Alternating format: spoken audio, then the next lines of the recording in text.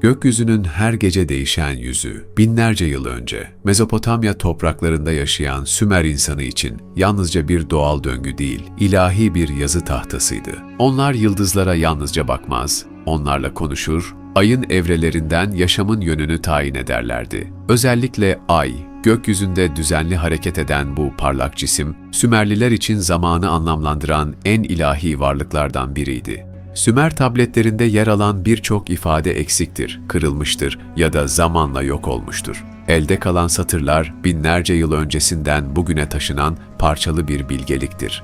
Sümerler tanrılarını insan biçiminde tasvir etmişlerdir. Onlar için tanrılar, duyguları olan, karar veren, seven, kızan, hata yapan fakat yine de yüceltilen varlıklardı. Tabletlerde bu tanrılar günlük yaşamın içindeymişçesine davranır, insanlar gibi yürür, sevişir, savaşır, ağlar ve sürgün edilirlerdi. Bu yüzden tabletlerdeki anlatılar hem mitolojik hem de sosyolojik bir belge niteliğindedir. İşte şimdi bu parçalı bilgelik satırlarında tanrıların kaderini, insan suretinde yazılmış kozmik bir hikayeyi birlikte okumaya başlayalım.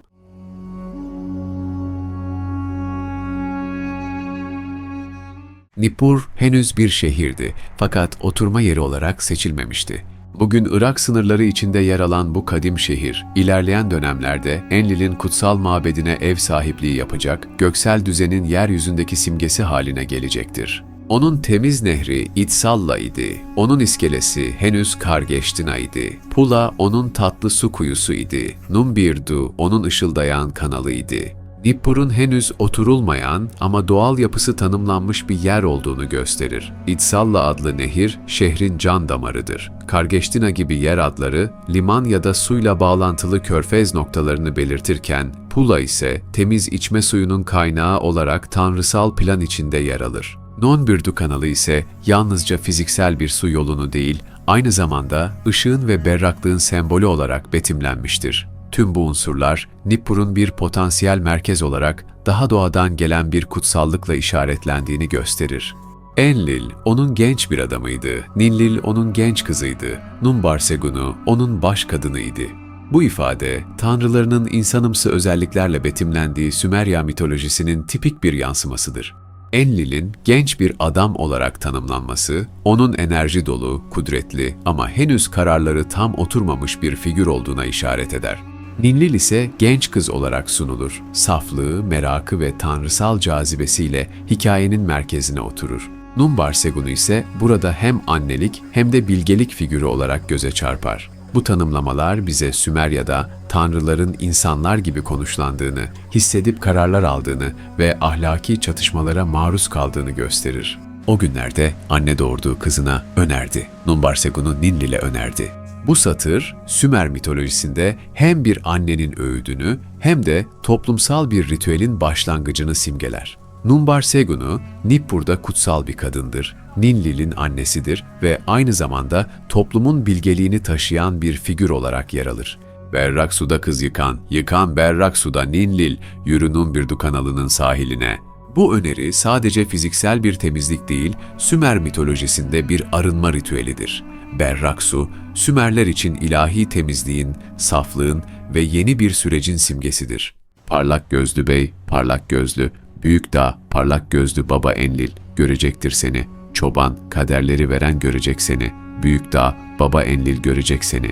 Bu dizeler, Enlil'in hem fiziksel hem de metafiziksel gücünü anlatır. Parlak gözlü ifadesi, onun her şeyi görebilen bir varlık olduğunu vurgular. Büyük dağ ise Enlil'in tanrılar arasında yüceliğini simgeler. Ninlil kıvanç içinde annesinin sözünü tutuyor. Ninlil Numbirdu kanalının sahiline yürüdü. Berrak suda kız yıkandı, berrak suda. Burada Ninlil'in annesinin sözünü dinlemesi hem kutsal bir görevi yerine getirmektedir hem de tanrısal yazgısının ilk sahnesine adım atmaktadır. Yıkanma eylemi yalnızca bedensel değil, ruhsal bir arınmadır. Berrak su, Ninlil'in geçmişten sıyrılıp yeni bir misyona adım atmasının metaforudur. Aynı zamanda bu su, ileride doğacak olan Nanna'nın da simgesel rahmidir. Büyük dağ, baba Enlil gördü onu. Bey kıza, gel yatalım dedi, o istemedi. Benim kadınlık organım çok küçük, çiftleşmeyi bilemez. Benim dudaklarım çok küçük, öpüşmeyi bilemez. Ninlil'in bu reddedişi yalnızca bedensel bir yetersizlik değil, henüz tanrısal kimliğinin belirlenmemiş olmasından da kaynaklanır. O hala yalnızca genç bir kızdır. Doğurganlığı, kaderi ve rolü şekillenmemiştir. Bu birleşme onun tanrısal yazgısının başlangıcıdır. Enlil veziri Nusku'ya dedi ki, "Nusku vezirim, evet beyim, o kadar güzel, o kadar biçimli bir kızla, o kadar güzel, o kadar biçimli Ninlil ile insan hemen sevişmek istiyor, hemen öpüşmek istiyor." Bu satırlar Enlil'in Ninlil'e olan arzularını açıkça ifade ettiği bir sahnedir. Tanrıların insanlaştırıldığı bu anlatıda arzularla hareket eden bir varlık olarak tasvir edilir Enlil.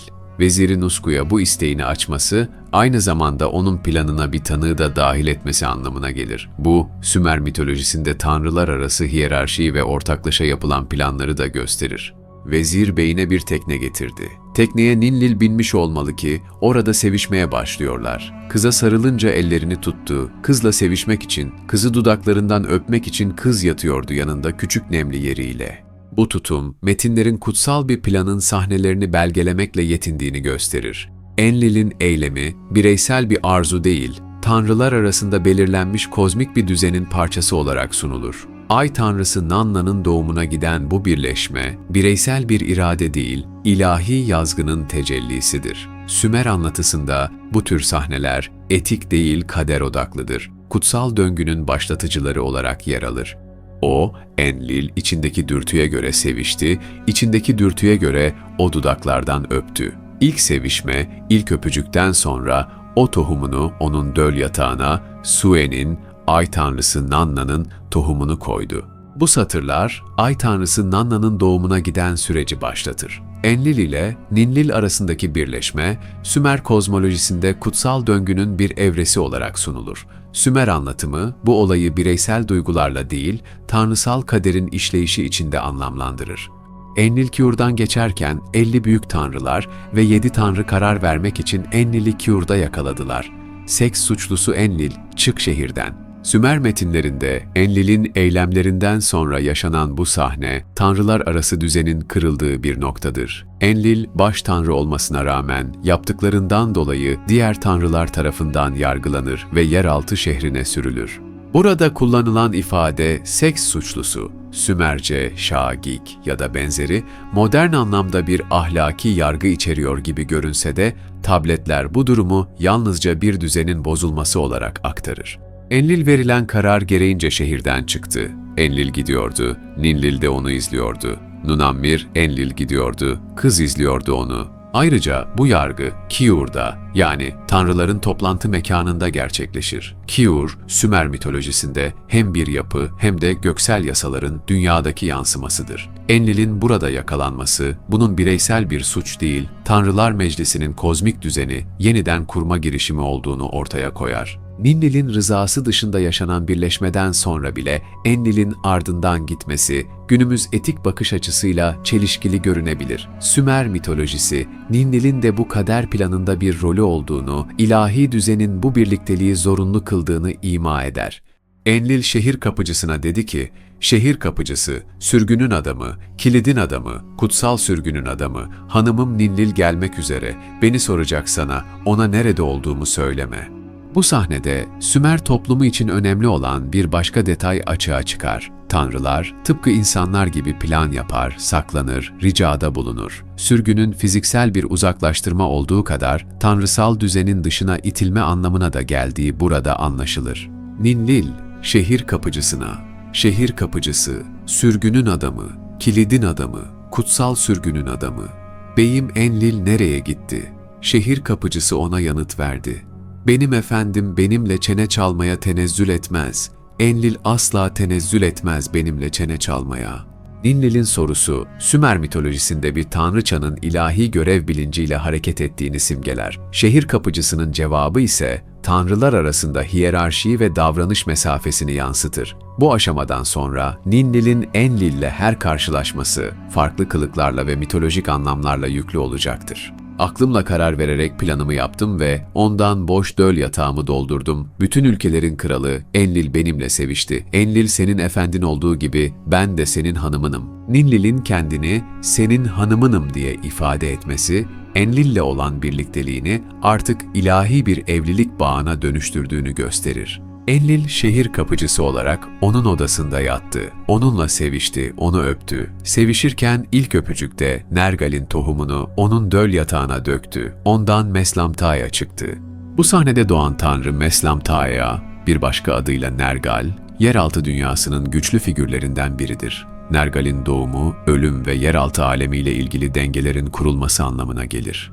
Bu doğumla birlikte Ay Tanrısı Nanna'nın kardeşlerinden biri olan karanlıkla özdeşleşen bir varlık dünyaya gelmiştir. Meslamtaya'nın doğumu, Ay'ın karanlık evresinin mitolojik karşılığı olarak düşünülebilir. Aynı şekilde tekrar yollarına devam ederek Dağların Nehri'nde sorumlu olana geliyorlar. Ona da Enlil, Ninlil'e nerede olduğunu söylememesini öneriyor. Enlil, Dağların Nehri'nde görevli olan bu adam gibi görünüp Ninlil'le yatıyor. Ninazu'yu meydana getiriyor. Bu kılık değişimleri sadece fiziki değil, mitolojik rol değişimlerini de ifade eder. Burada doğan tanrı Ninazu, yeraltı sağlık tanrısı olarak bilinir. Onun doğumu, ayın yeniden görünmeye başladığı evreyi yani hilal zamanını simgeler. Sümer anlatısında ay sadece ışığın değil, aynı zamanda ruhun değişen hallerini de temsil eder. Ninazu'nun doğumu, içe dönüşün ardından gelen tazelenme evresidir. Üçüncü kez Enlil giderken yeraltı nehrinin kayıkçısı Sililyum'a geliyor. Ona da aynı sözler tekrar ediliyor ve Enlil saklandığı yerde Ninlil'le birleşiyor.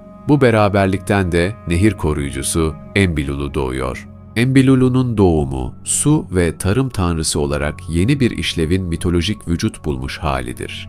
Enbilulu, Sümer toplumu için bereketin ve sulamanın ilahi temsilcisidir. Onun doğuşu, ayın büyüyen evresiyle ilişkilendirilir. Ay döngüsü tamamlanmıştır. Nergal, karanlık ay, Ninazu, hilal, Enbilulu, büyüyen ay. Her biri, gökyüzündeki döngüsel düzenin yeryüzündeki karşılığıdır. Ayın evreleri artık yalnızca göksel bir gözlem değil, tanrısal bir anlatının bölümleridir. Ay tanrısı Nanna'nın doğumu gökyüzünü değiştirir. Artık Sümer halkı için gökyüzüne bakmak, sadece yıldızları seyretmek değil, Tanrı'nın yüzünü görmeye çalışmak gibidir. Ay gecenin içinde düzenli bir ritimle büyür, küçülür ve kaybolur. Nanna'nın bu evreleri, insan yaşamındaki değişimleri yansıtır. Doğum, büyüme, yok oluş ve yeniden doğuş. Dolunay, Nanna'nın en görkemli halidir. Sümer takvimine göre dolunay zamanı yapılan ritüeller en kutsal kabul edilirdi. Bu evre, tarımda hasat zamanlarını, rahiplerin ibadet günlerini, tanrılara adakların sunulduğu özel anları belirlerdi. Sümer halkı için dolunay, yalnızca bir göksel faz değil, kutsal ışığın yeryüzüne en çok dokunduğu andı.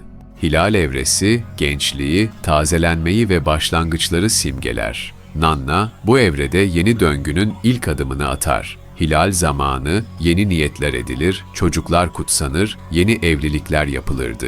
Bu da Nanna'nın genç, umut dolu yönünü temsil eder. Ayın görünmediği evre, kara ay ya da yeni ay olarak adlandırılır. Bu evrede Nanna görünmez olur. Sümerler bu dönemi sessizlik, içe çekilme ve yas zamanı olarak tanımlardı. Dolunayda yapılan kutlamaların aksine bu evre kendini dinleme, arınma ve geçmiş döngüyü uğurlama zamanıdır. Sen beysin, sen üstadsın. Enlil sen beysin, sen üstadsın. Nunammir, sen beysin, sen üstadsın. Büyük ağırlığı taşıyan, depoların beyisin sen. Arpa başağının filizlenmesine neden olan bey, asmanın filizlenmesine neden olan bey, sensin bey, sensin. Bu ilahi metiye, baştan sona yaşanan olayların ardından Enlil'in yeniden yüceltilmesini simgeler. Tıpkı döngüsel evren anlayışı gibi Enlil de yargılanmış, sürülmüş, dönüşmüş ve sonunda tekrar yüceltilmiştir. Aynı zamanda bu övgüde geçen depoların beyi, arpa başağının filizlenmesi ve asmanın filizlenmesi gibi tanımlar, Enlil'in sadece göksel bir tanrı değil, aynı zamanda tarımsal bereketin sağlayıcısı olduğuna da işaret eder. Bu cümleler Sümer halkının Enlil'e bakışını da özetler. O, sadece kaderi yazan değil, aynı zamanda yaşamın sürmesi için gerekli olan yağmurun, rüzgarın ve bereketin tanrısıdır. Nanna'nın doğumu, gökyüzüne kazınmış bir yazgıdır. Ay her gece değişirken bizler binlerce yıl önce yazılmış bir hikayenin içinden geçtik. Geceleri göğe baktığında Nanna'nın ışığında asırlık hikayeyi hissedebilmek için.